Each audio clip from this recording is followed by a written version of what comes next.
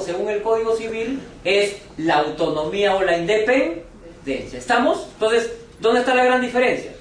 Mientras que el trabajador es dependiente, es subordinado, contrario sensu, el locador es autónomo, es independiente. Correcto. Entonces, ¿qué nos está diciendo? ¿Qué nos está diciendo el doctor Javier Neves por concepto teórico? Nos está diciendo que ese locador, que se da en el ámbito privado, se da en el ámbito público a través de los servicios no personales. Teóricamente, no es la teoría. Porque, finalmente, si vamos a la realidad, y eso creo que es demostrable por cualquiera de ustedes que tiene de repente más experiencia que yo en la administración pública y ha vivido de repente en carne propia el SNP, o por colegas, compañeros, etcétera, o por estar, no sé, imbuido dentro de la gestión pública, sabemos todos que el SNP prestaba personalmente un servicio, que el SNP se le pagaba una retribución, pero fundamentalmente no nos queda ninguna duda que el SNP estaba subordinado.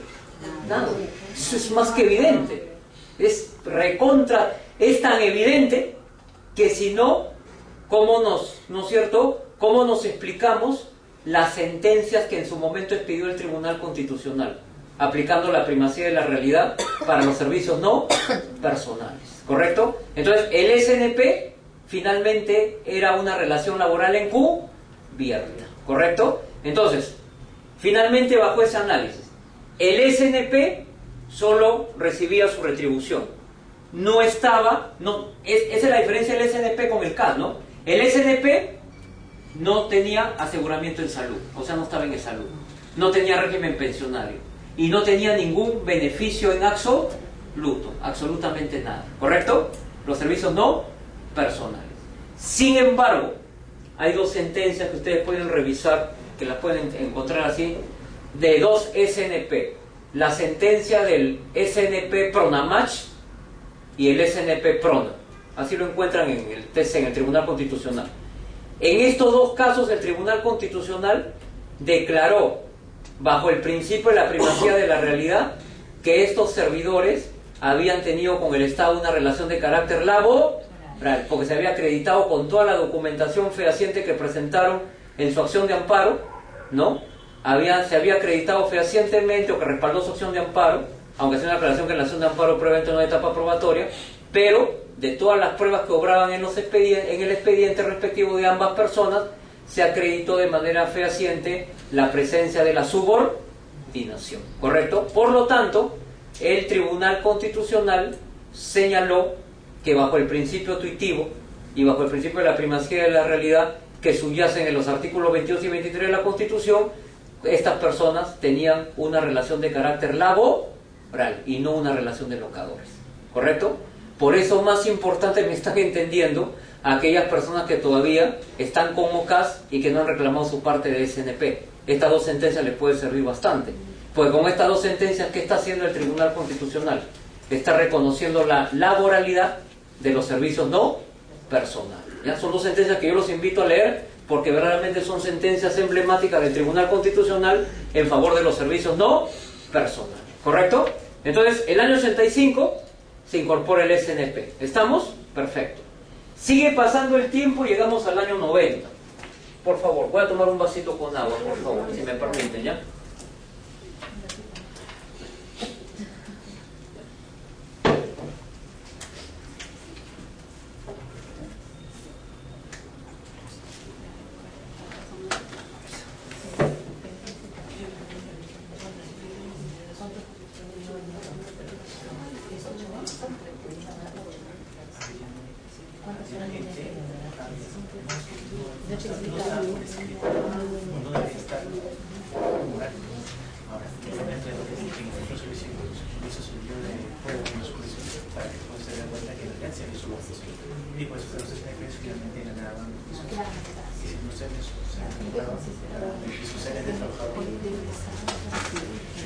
Ya, ahora sí, ya, continuamos. A ver.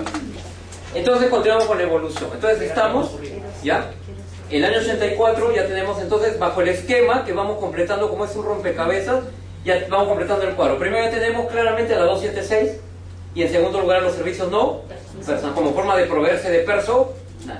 Ya. Llegamos a los años 90. Esto merece una explicación previa.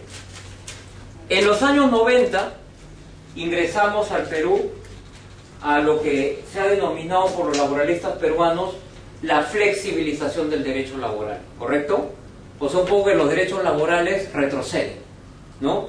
Y eso es fácil de advertir si comparamos la Constitución del 79 con la Constitución del 93, ¿no es cierto? Por ejemplo, el famoso artículo de la Constitución del 79, la estabilidad absoluta, ¿no? Todo aquel que era despedido arbitrariamente tenía derecho, pues, previo proceso a la reposición frente a un despido arbitrario, ¿no? En cambio, la Constitución actual, que dice en el artículo 27, no dice absolutamente nada, deja libre albedrío de la ley. Tan es así que desde el punto de vista de la 728, todo trabajador que es despedido arbitrariamente, y esto viene del año 96, todo trabajador que es despedido arbitrariamente solamente tiene derecho a la indemnización por despido, no tiene derecho a la reposición. Solamente hay derecho a la reposición ¿en qué caso? Cuando el despido es nulo, ¿ok? Pero si el despido es arbitrario desde el punto de vista legal, el trabajador solamente tiene derecho a una indemnización. Entonces no es lo mismo una indemnización que una reposición. Por eso, desde el punto de vista doctrinario, la reposición es estabilidad laboral absoluta y la indemnización o el resarcimiento económico es estabilidad laboral relativa, ¿ya? Claro, quizás se ha mejorado bastante, solamente que no quiero enredarlo mucho, ni es mi ánimo ese tema. No hay que olvidar que el Tribunal Constitucional ha creado figuras mediante las cuales el trabajador puede ser repuesto: el despido incausado y el despido fraudulento, ¿no es cierto? Esas son figuras mediante las cuales el TC, si se configuran estas situaciones, el trabajador también tendría derecho a la reposición, pero desde el punto de vista legal, o sea, si nosotros vamos a la norma, o sea, si un trabajador en este momento, supongo un trabajador del régimen privado, es despedido arbitrariamente y quiere ir, ¿no es cierto?, a reclamar, hacer su reclamación ante el juez laboral bajo la 728, a lo único que podría aspirar ese trabajador es a la indemnización por despido. No tendría derecho a la reposición, ¿correcto? Que vaya quedando claro eso, ¿ya? ¿Correcto? Perfecto. ¿Ya? Entonces, ¿qué sucede? En los años 90, concretamente en noviembre del 91, se promulga el decreto legislativo 728, por eso estoy haciendo la historia. El decreto legislativo 728, no vayan a pensar que es del 97, no, señores, hagan un poco de memoria. El decreto legislativo 728 se promulga en noviembre del 91. ¿Con qué nombre sale a la luz dicha norma? ¿Con qué nombre? O sea, ¿cómo se llamó la ley? ¿Cómo se denominó a esta ley? Ley de fomento al empleo. Ya creo que algunos lo están recordando. Y como dicen algunos laboralistas, más que fomentar al empleo, fomentó el despido. Pero lo dejo ahí. ¿Ya? Ley de fomento al empleo. ¿Correcto? Ley de fomento al empleo. ¿Ya? Entonces, vuelvo a repetir. ¿Cuándo surge entonces la 728? En noviembre del año 91, con el título de Ley de Fomento al Empleo. ¿Correcto? ¿Estamos? Ya. Pero, con el paso del tiempo, esta norma sufrió varios cambios, varias modificaciones, ¿ya? Entonces, esos cambios, esas modificaciones terminaron por enredar el texto original, o sea, generaron un caos normativo, ¿ya? Un caos en la redacción, todo un enredo. Entonces, no hubo otra opción que optar por qué. El año 97, en marzo del 97, se toma la decisión de reordenar la 728 y se promulga la norma que es la vigente actualmente. ¿Cómo se llama? El texto único ordenado. El texto único ordenado del decreto legislativo 728. El texto único ordenado del decreto legislativo 728. Llamada o llamado Ley de Productividad y Competitividad Laboral, ¿no? Así se le llama ahora. Ya no se llama Ley de Fomento al Empleo, sino se llama Ley de Productividad y Competitividad Laboral. Guión Decreto Supremo 003-97-TR.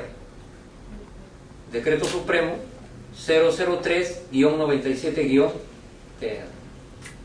¿Por qué les digo todo? Para que tengan en consideración algo. En la práctica, algunos le llaman la 728 y se ahorran problemas. Otros lo llaman la ley de productividad y competitividad laboral. Y otros, no es cierto, lo llaman la 00397 TR. Ahora me entienden por qué. Pero todo es una sola norma. Texto único ordenado del decreto legislativo 728.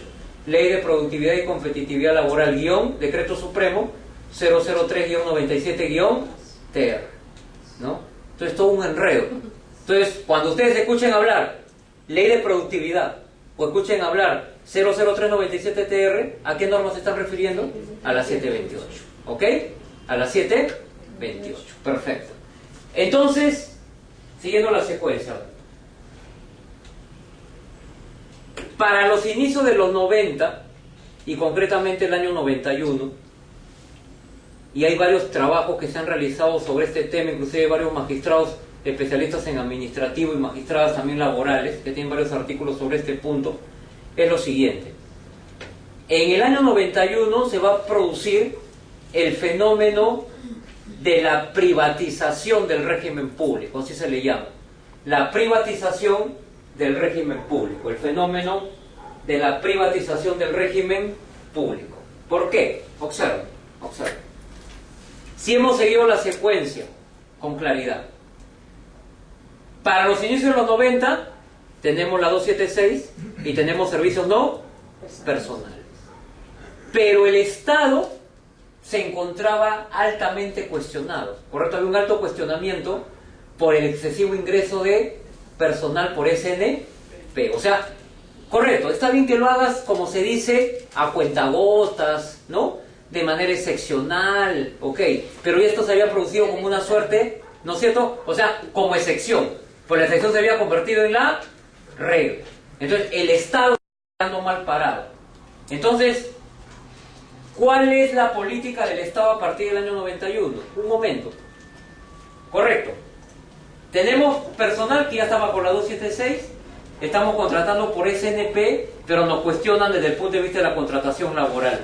Así que vamos a permitir, a partir del año 91, que los servidores públicos o el personal que va a laborar para la administración pública puede ingresar y ser contratado bajo la 728. Por eso, como les dije que era el fenómeno, la privatización del régimen laboral. ¿Por qué? Porque estamos entendiendo que a partir del año 91 se va a permitir contratar personal en el sector público bajo el régimen laboral bajo el régimen laboral de la 728, porque no hay que olvidar que la 728 por naturaleza es para el régimen laboral privado. Entonces, a partir del año 91 se abre una opción, ¿no es cierto? Se abre la opción de contratar en el sector público bajo el régimen laboral privado, bajo el régimen laboral de la 728. Pero también eso hay que tocarlo con pinzas por un instante. ¿Por qué? Porque muchos dirán, pero está bien, pues es positivo, porque ya no me van a contratar por SNP o ya no van a abusar del SNP, van a contratar por un régimen laboral. Bueno, será privado, lo que quieran, pero es un régimen laboral.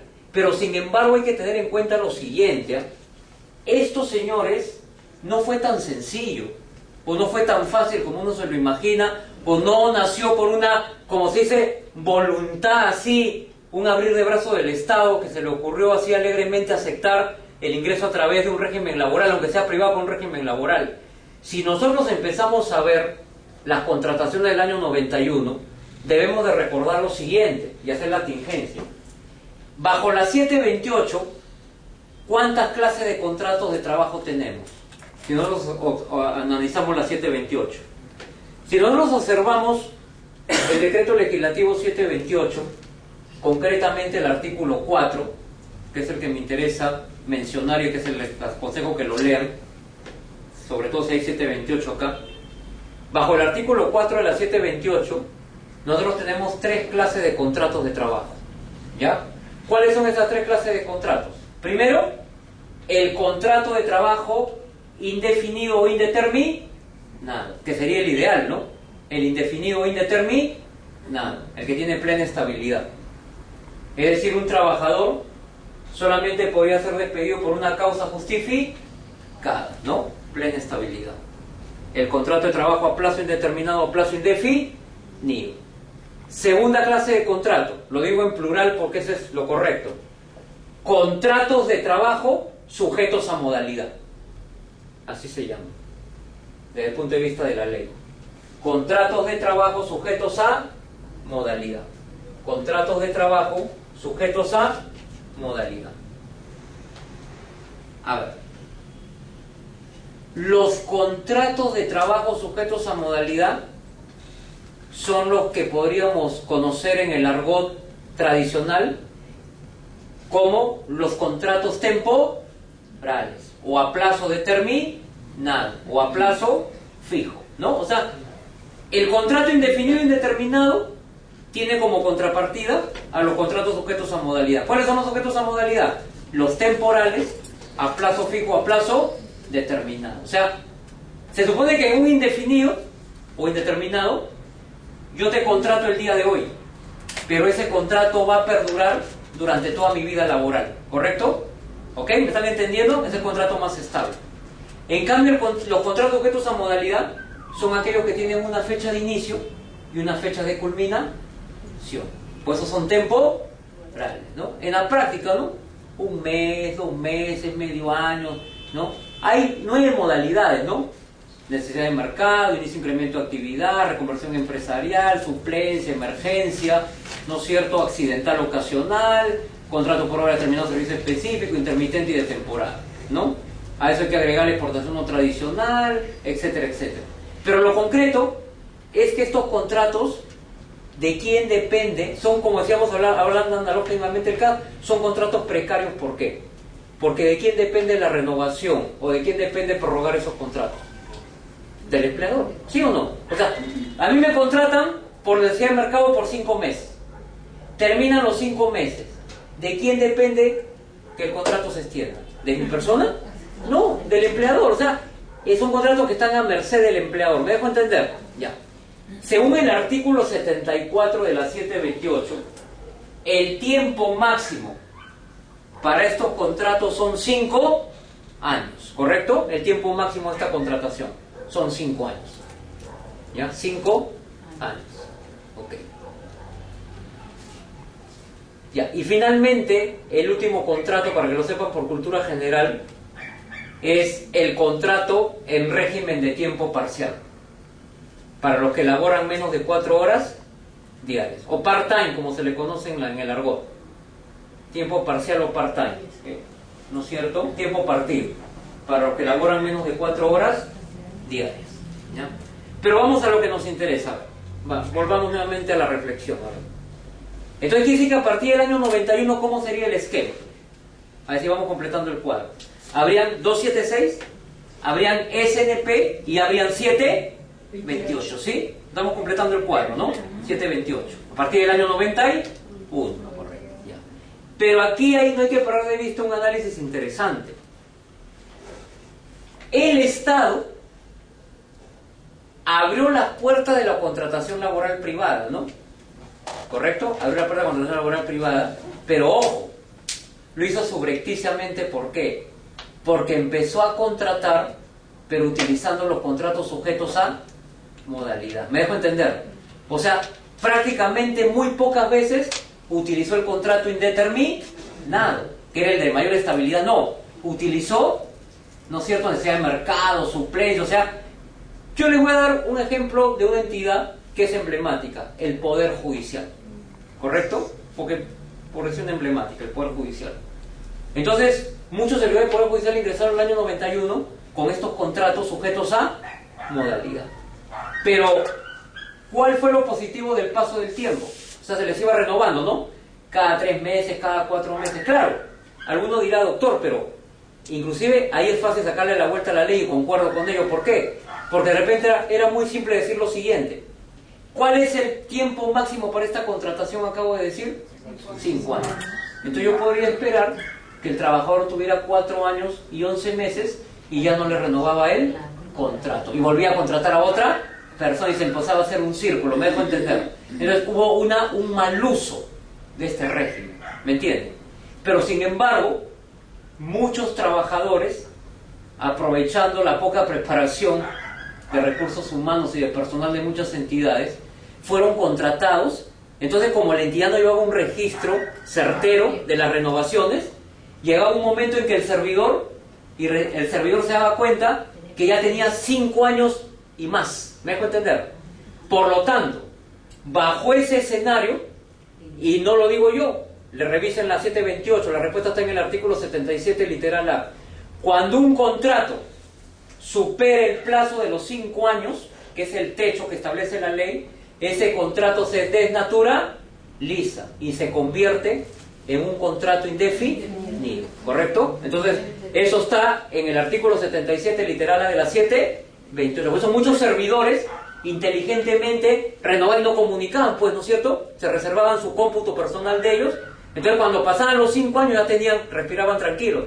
Porque si la entidad pública le decía hasta aquí nomás, ya no se podía. ¿Por qué? Porque ellos ya no estaban con contrato temporal, sino ya estaban con contrato indeterminado, por la misma desnaturalización que preveía y prevé de manera clara el artículo 77, literal A de la 728. ¿Correcto? De eso podemos extendernos hasta el final, pero lamentablemente aquí tengo que ser lo más concreto posible. ¿Ok? Entonces hasta ahí estamos claros. 276, SNP y 728. Sigue pasando el tiempo e indudablemente el mayor cuestionamiento es a los servicios no personales. Y la historia nos dice que ya el 2001, este es un dato muy interesante para todos ustedes, un dato que les puede servir. El CAS, les he dicho que nace el 28 de junio del 2008. ¿Ok? 2008. Pero en la misma historia que se ha contado, que el mismo doctor Mario Pasco contó, ya el CAS, señores, el contrato administrativo, hubiera sido aprobado, si no por factores políticos, ya estaba todo el trabajo hecho ya desde el año 2001.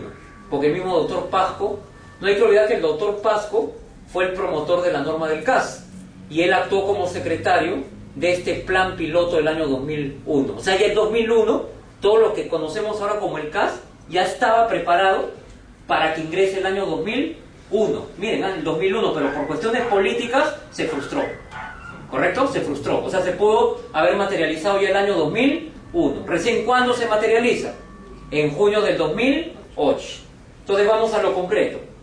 El CAS surge, nace para eliminar, para derogar, para dejar sin efecto, o para hacer más contundente, para sustituir o para reemplazar a los servicios no personales. Esa fue la finalidad del CAS. Y a las 276.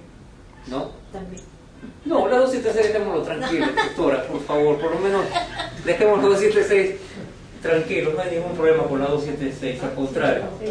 Sí, lo que pasa es que, a ver, yo lo entiendo, doctora, lo que pasa es que, vamos a respirar un poco, vamos a distraer un poco nuestra mente antes de terminar, para no ser tampoco tan formalistas.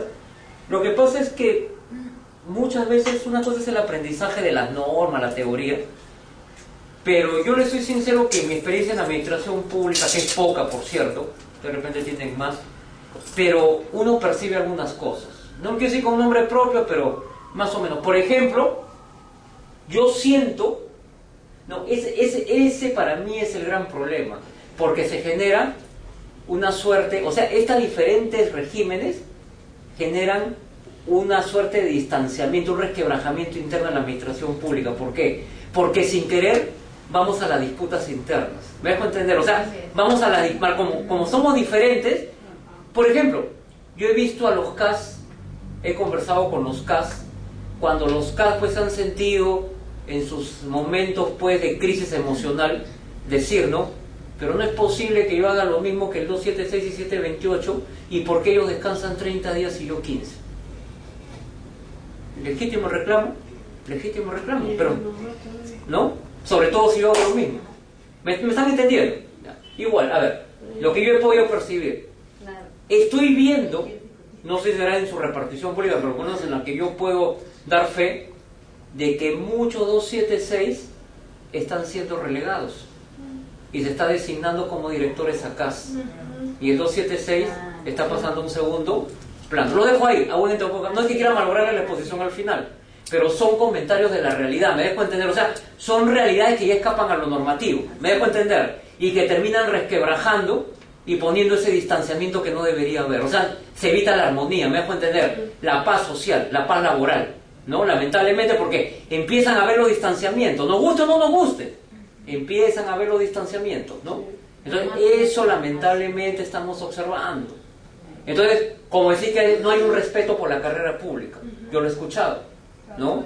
Como que a mí me están relegando, inclusive le dicen al 276, pero igual vas a ganar tu sueldo, todo. Lo que pasa es que el trabajo dignifica al ser humano, y no es lo mismo realizar una actividad que a uno lo dejen postergado ahí en una silla sin hacer nada. Tú puedes recibir tu sueldo, de repente puedes decir, bueno, ¿qué más quiero? No hago nada, pero es una cuestión de frustración personal, ¿me entiendes? Ya vamos a ese terreno. Y muchas veces tú le enseñas a la persona. Claro, doctora, por eso he hecho el comentario, porque es una realidad que no la podemos ocultar, nos guste o no nos guste la verdad. Entonces tenemos que terminar con eso, y eso se va a terminar cuando haya una unificación, cuando sea un régimen común, cuando sea un solo régimen, ¿correcto? Ya, ahí lo dejo mejor para no malograr la noche. Ya. Y voy a terminar ya prácticamente con esto porque ya se está venciendo la hora. Entonces, siguiendo la secuencia, ¿no? A ver, siguiendo la secuencia. Bien. A ver, siguiendo la secuencia. Entonces, frente a este panorama del SNP, que era el más cuestionable de todos, ya como le dije, el 2001 hubo la oportunidad. Ojo, esta es una historia muy interesante. O sea, el 2001 se pudo haber dejado sin efecto en los servicios no personales, pero cuestiones políticas no se dio. Eso se dio recién el 28 de junio del 2008. ¿Y por qué se dio? Por el tema del TLC, el Tratado de Libre Comercio. Acuérdense que Estados Unidos nos monitoreaba. Entonces no era posible que existiera este tipo de personal precario en la administración pública, ¿me entienden? O sea, finalmente gracias al TLC, en cierta manera, se produjo la extinción de los servicios no personales. Entonces, como les digo, para la Secretaría de Gestión Pública hay dos clases de CAS. El CAS por sustitución, ¿cuál es el CAS por sustitución? Aquel que antes fue SNP, ¿no? Antes que fue servicios no personales. Y el otro es el nuevo CAS. ¿Cuál es el nuevo CAS? Aquel que recién nace como CAS con la 1057, ¿correcto? Entonces, el sábado 28 de junio del 2008 aparece publicado en el peruano el decreto legislativo 1057, contrato administrativo de servicio. Posteriormente, en noviembre del referido año, se promulga el decreto supremo 075. Les menciono las normas porque ustedes las puedan revisar, ¿ya? La 075-2008 PCM, el reglamento del régimen CAS. Entonces, bajo ese escenario, ¿cuáles eran las características fundamentales? Así a grosso modo. Primero, que se trataba de un contrato administrativo, que no generaba relación laboral y que solamente tenía los beneficios que estaban contemplados en esta normatividad, ¿correcto? Ya. Posteriormente, ya lo repito de una manera expuesta porque ya lo he mencionado, el Tribunal Constitucional emite la famosa sentencia del 7 de septiembre del 2010 en donde declara constitucional el CAS y lo señala como un régimen laboral especial, ¿no? O sea, ya lo constituye como un régimen laboral. Y posteriormente, las dos normas que van a afianzar esta sentencia del TC, es decir, las dos normas que van a permitir desarrollar al CAS como contrato laboral y ya no como contrato administrativo, son el Decreto Supremo 065-2011-PCM. Es una norma que yo les invito a leer y que de repente lo hemos leído poco porque ¿saben qué día salió publicada? El último día, el penúltimo día de Alan García, el 27 de julio del 2011 en el peruano. Generalmente esa fecha pues la mayoría está pensando en su descanso, nadie ni siquiera lee el peruano. Decreto Supremo 065-2011-PCM del 27 de julio del 2011. ¿Ok? Ahí sale publicada esta norma. Entonces, ¿esta norma qué hace? Adecuar al CAS como contrato laboral, ¿correcto? Y ahí se generan una serie de derechos, ¿no? Ya se van anticipando varios derechos importantes y varias precisiones. Por ejemplo, algo importante, ya se deja en claro, por ejemplo, el descanso pre y postnatal, el aseguramiento en salud de la madre trabajadora, el descanso por paternidad.